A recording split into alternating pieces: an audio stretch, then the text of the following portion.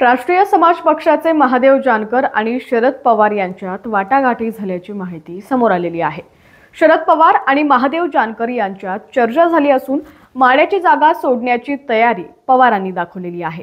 2 दिवसात यावर अधिकृत निर्णय होईल अशी माहिती सूत्रांनी दिलेली आहे। महादेव जानकर यांना माड्याची जागा देऊन त्या बदल्यात बारामतीत जानकर यांची मदत घेता येईल अशी पवारांची रणनीती असल्याचं देखील बोललं जात आहे। कारण बारामती लोकसभेत धनगर समाजाची मतं निर्णायक आहेत। ही मतं सुप्रिया सुळे यांना मिळाल्यास विजयी नौका गाठणं सुलभ होईल असं देखील बोललं जात आहे। नमस्कार, मी प्रणया, आपण पाहताय HPN मराठी न्यूज। लोकसभा 2024 तसंच राजकीय घडामोडी पाहण्यासाठी HPN मराठी न्यूज चॅनलला नक्की सबस्क्राइब करा आणि बेल आयकॉनवर क्लिक करून नोटिफिकेशन्स मिळवा, जेणेकरून आमचे अपडेट्स लवकरात लवकर तुमच्यापर्यंत पोहोचतील। तर शरद पवार हे मागील काही दिवसांपासून वंचित बहुजन आघाडीचे प्रमुख प्रकाश आंबेडकर आणि रासपचे अध्यक्ष आणि माजी मंत्री महादेव जानकर यांच्याशी सातत्याने संवाद साधतायत।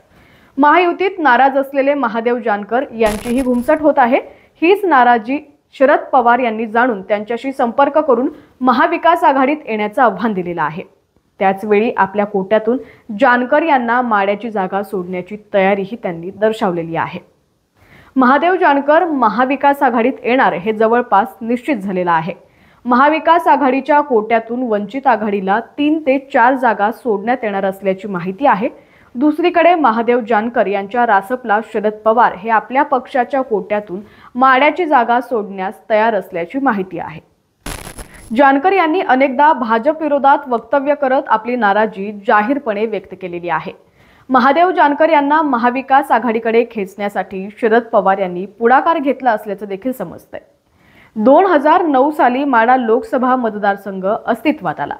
सोलापूर जिल्ह्यातील 4 आणि साताऱ्यातील 2 विधानसभा मतदारसंघांचा समावेश या लोकसभेसाठी आहे। हा मतदारसंघ अस्तित्वात आल्यापासूनच चर्चेत आहे। आतापर्यंतच्या 3 निवडणुकीत राजकीय संघर्षच पाहायला मिळालेला आहे। कारण संपूर्ण मतदारसंघात राज्यातील दिग्गज नेते आहेत। राजकीय पक्षापेक्षा त्यांची स्वतःचीच व्होट बँक आहे। त्यामुळे हा मतदारसंघ नेहमीच चर्चेत राहिलेला आहे। आता ही तशी स्थिती निर्माण झालेली आहे। अशाच राजकीय घडामोडी पाहण्यासाठी HPN मराठी न्यूज चॅनलला नक्की सबस्क्राइब करा आणि बेल आयकॉनवर क्लिक करून नोटिफिकेशन्स मिळवा, जेणेकरून आमचे अपडेट्स लवकरात लवकर तुमच्यापर्यंत पोहोचतील।